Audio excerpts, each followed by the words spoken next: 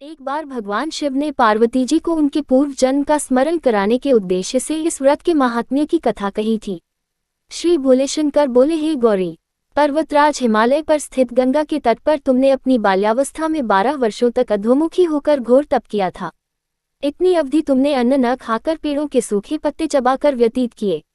माघ की विकराल शीतलता में तुमने निरंतर जल में प्रवेश करके तप किया। वैशाख की जला देने वाली गर्मी में तुमने पंचाग्नि से शरीर को तपाया। श्रावण की मूसलधार वर्षा में खुले आसमान के नीचे बिना अन्न जल ग्रहण किए समय व्यतीत किया। तुम्हारे पिता तुम्हारी कष्ट साध्य तपस्या को देखकर बड़े दुखी होते थे। उन्हें बड़ा क्लेश होता था। तब एक दिन तुम्हारी तपस्या तथा पिता के क्लेश को देखकर नारद जी तुम्हारे घर पधारे। तुम्हारे पिता ने हृदय से अतिथि सत्कार करके उनके आने का कारण पूछा। नारद जी ने कहा, गिरिराज, मैं भगवान विष्णु के भेजने पर यहाँ उपस्थित हुआ हूँ। आपकी कन्या ने बड़ा कठोर तप किया है। इससे प्रसन्न होकर वे आपकी सुपुत्री से विवाह करना चाहते हैं। इस संदर्भ में आपकी राय जानना चाहता हूँ।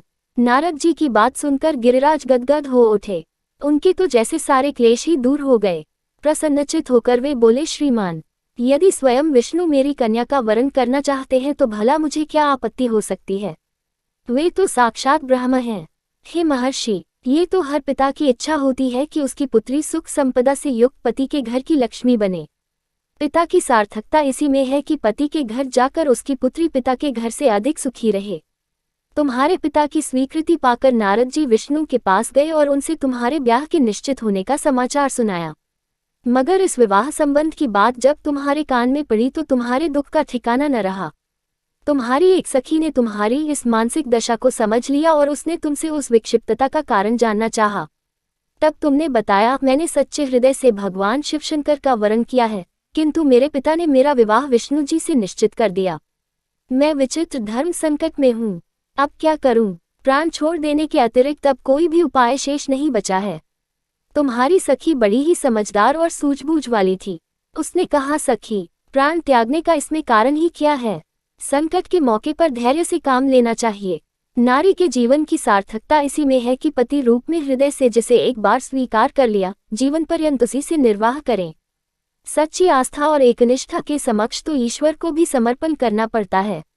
मैं तुम्हें घनघोर जंगल में ले चलती हूँ, जो साधना स्थली भी हो और जहाँ तुम्हारे पिता तुम्हें खोज भी न पाएं। वहाँ तुम साधना में लीन हो जाना। मुझे विश्वास है कि ईश्वर अवश्य ही तुम्हारी सहायता करेंगे। तुमने ऐसा ही किया। तुम्हारे पिता तुम्हें घर पर न पाकर बड़े दुखी तथा चिंतित हुए। वे सोचने लगे कि तुम जाने कहाँ चली गई। मैं विष्णु जी से उसका विवाह करने का प्रण कर चुका हूँ। यदि भगवान विष्णु बारात लेकर आ गए और कन्या घर पर न हुई तो बड़ा अपमान होगा। मैं तो कहीं मुंह दिखाने के योग्य भी नहीं रहूंगा। यही सब सोचकर गिरिराज ने जोर शोर से तुम्हारी खोज शुरू करवा दी। इधर तुम्हारी खोज होती रही और उधर तुम अपनी सखी के साथ नदी के तट पर एक गुफा में मेरी आराधना में लीन थी। भाद्रपद शुक्ल तृतीया को हस्त नक्षत्र था। उस दिन तुमने रेत के शिवलिंग का निर्माण करके व्रत किया। रात भर मेरी स्तुति के गीत गाकर जागी। तुम्हारी इस कष्ट साध्य तपस्या के प्रभाव से मेरा आसन डोलने लगा। मेरी समाधि टूट गई। मैं तुरंत तुम्हारे समक्ष जा पहुंचा और तुम्हारी तपस्या से प्रसन्न होकर तुमसे वर मांगने के लिए कहा। तब अपनी तपस्या के फलस्वरूप मुझे अपने समक्ष पाकर तुमने कहा, मैं हृदय से आपको पति के रूप में वरण कर चुकी हूँ। यदि आप सचमुच मेरी तपस्या से प्रसन्न होकर आप यहाँ पधारे हैं तो मुझे अपनी अर्धांगिनी के रूप में स्वीकार कर लीजिए। तब मैं तथास्तु कहकर कैलाश पर्वत पर लौट आया। प्रातः होते ही तुमने पूजा की समस्त सामग्री को नदी में प्रवाहित करके अपनी सहेली सहित व्रत का पारणा किया।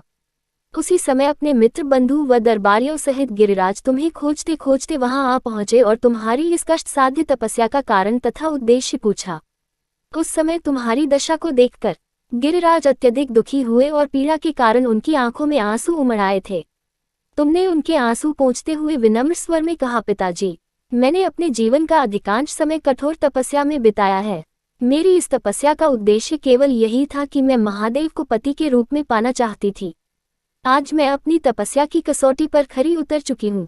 आप क्योंकि विष्णु जी से मेरा विवाह करने का निर्णय ले चुके थे, इसलिए मैं अपने आराध्य की खोज में घर छोड़कर चली आई। अब मैं आपके साथ इसी शर्त पर घर जाऊंगी कि आप मेरा विवाह विष्णु जी से न करके महादेव जी से करेंगे। गिरिराज मान गए और तुम्हें घर ले गए। कुछ समय के पश्चात शास्त्रोक्त विधि विधान पूर्वक उन्होंने हम दोनों को विवाह सूत्र में बांध दिया। हे पार्वती, भाद्रपद की शुक्ल तृतीया को तुमने मेरी आराधना करके जो व्रत किया था, उसी के फलस्वरूप मेरा तुमसे विवाह हो सका। इसका महत्व यह है कि मैं इस व्रत को करने वाली कुंवारियों को मनोवांछित फल देता हूँ। इसलिए सौभाग्य की इच्छा करने वाली प्रत्येक युवती को यह व्रत पूरी एकनिष्ठा तथा आस्था से करना चाहिए। दोस्तों, ये कहानी पसंद आई है तो वीडियो को लाइक जरूर करें, चैनल को सब्सक्राइब कर ले और दोस्तों में ज़्यादा से ज़्यादा शेयर कर ले। मिलते हैं अगली वीडियो में। हर हर